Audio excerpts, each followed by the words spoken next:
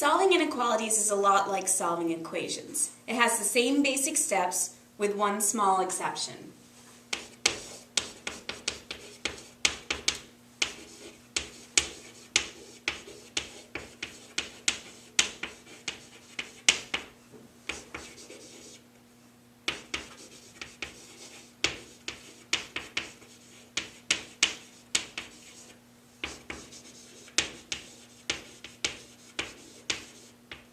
Like with equations, we start by adding or subtracting the thing that's not touching the variable. Then we multiply or divide to get the variable alone.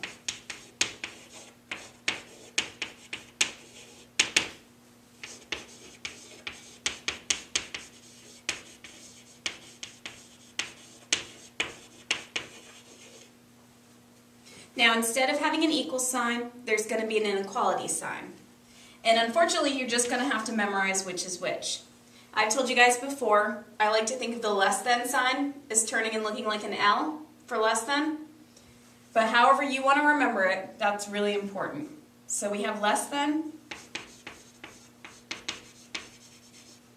greater than, less than or equal to, greater than or equal to.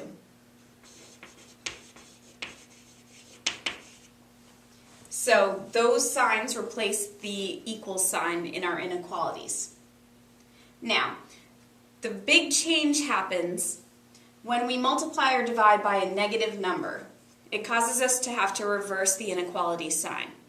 So that's the one change that's different from what you were doing before when you solved equations.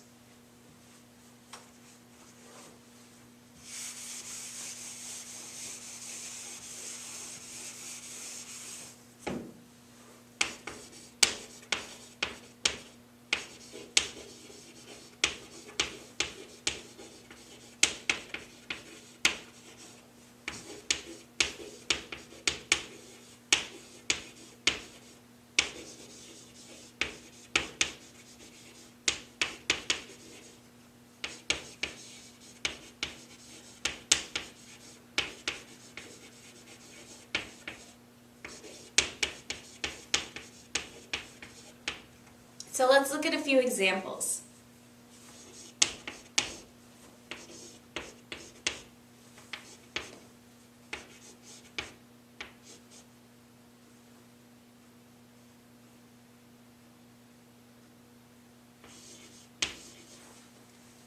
So in this one, we have 5x plus 7 is greater than 22.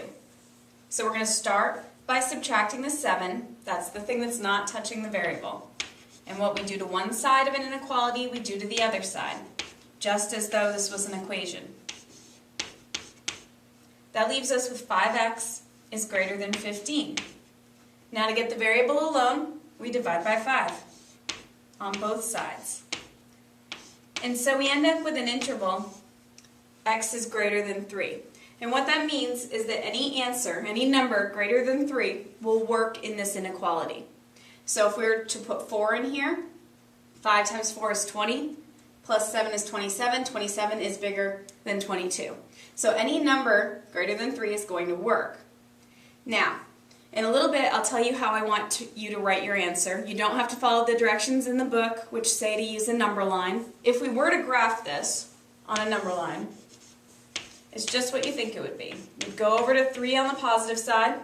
Because it's greater than, we'd write an open circle and an arrow pointing to the right, which tells us all our answers go on to infinity.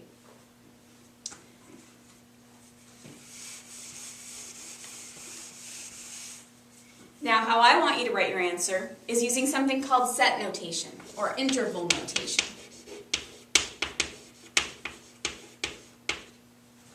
Set notation allows us to put our range of answers in parentheses or in brackets.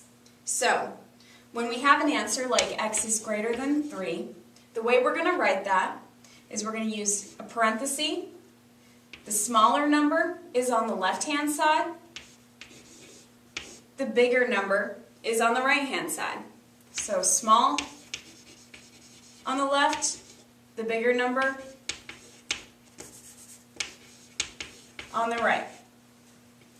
So what this tells the reader is that your range of answers start from 3 and go all the way to infinity. Now, when you use parentheses like this, the other thing it tells the reader is that it doesn't include the endpoints. So even though x is greater than 3, x can never actually be 3. So it can be 4, like we used before. It can be 3.00001. It can be any decimal number after 3, but it can't be 3 itself. And on the right-hand side, it goes to infinity. And it's important for you guys to keep in mind that infinity is not a number, it's an idea. It means the biggest possible number you can think of, and it's going to be even bigger than that. So infinity is not a number, but it tells us that we go starting at 3 all the way to infinity. Any number between those two is going to work.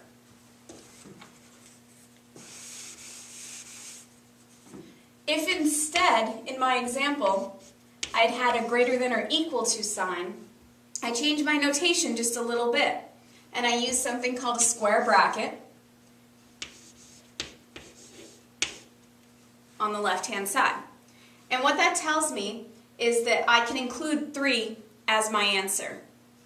So it has 3 and everything bigger than 3. And notice that I'm still using a parenthesis on the right-hand side. And the reason that I do that is because, again, infinity is an idea, it's not an actual number. So I can't actually say that infinity is a possible answer. Hopefully that'll make sense to everybody.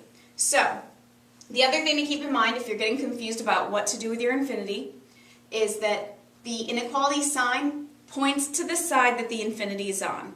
So if it's pointing to the right, your infinity is on the right. If, on the other hand, it was pointing to the left, this says x is less than 3, it tells me that 3 is the biggest possible answer, and that it's going towards negative infinity instead. So this interval would be negative infinity to 3, and notice that I don't have an equals to underneath, so I don't have a bracket here, I have a parenthesis instead. Let's try another example.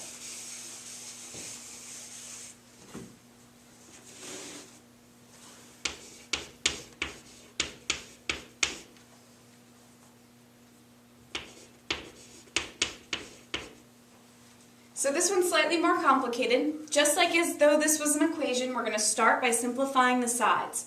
So we start using the distributive property. 15 minus 5t is less than 7 minus t. Our next step, just like before, is to get all of our variables on one side. So we add t to both sides.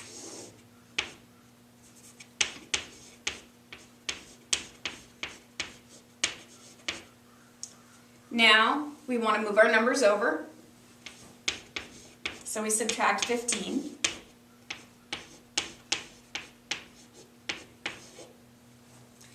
And this is where our third rule, that special change, is going to come in. Because in order to get t alone here, I have to divide by -4. Because that changes the signs on both sides, it changes the direction of the inequality. So this becomes t is greater than 2. Now, if I'm writing t is greater than 2 in interval notation, notice that the greater than sign points to the right. That tells me my infinity is going to be on the right. So the interval of answers here that will work is 2 to infinity.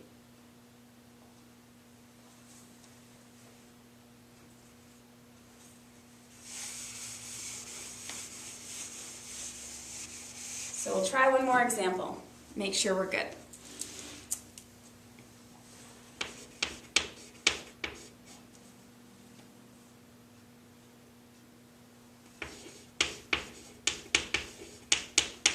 Once again, we're going to distribute.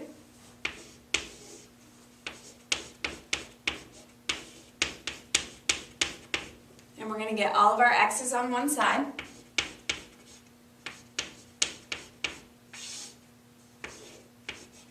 And notice that in this example, our x's all cancel.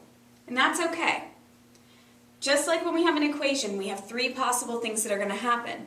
We could have an answer, like we did in the previous 2 examples. We can have something like this, where the variable cancels out, and you're ending up with 0 is greater than 6. That's not a true statement. And whenever we have something that's not a true statement, our answer is no solution or null set. And then the third thing that can happen, just like in previous examples, is that we could end up with a true statement. Suppose that our answer had ended up 0 is less than 6. In this situation, 0 is less than 6. It is a true statement, and our answer for this one would be an identity. So you have the same 3 options that you had before. You get a range of answers as a possibility, you get no answer, no solution, or you get all answers, which we represent with the word identity. This should give you guys enough to get started on some problems and see how you're doing solving inequalities.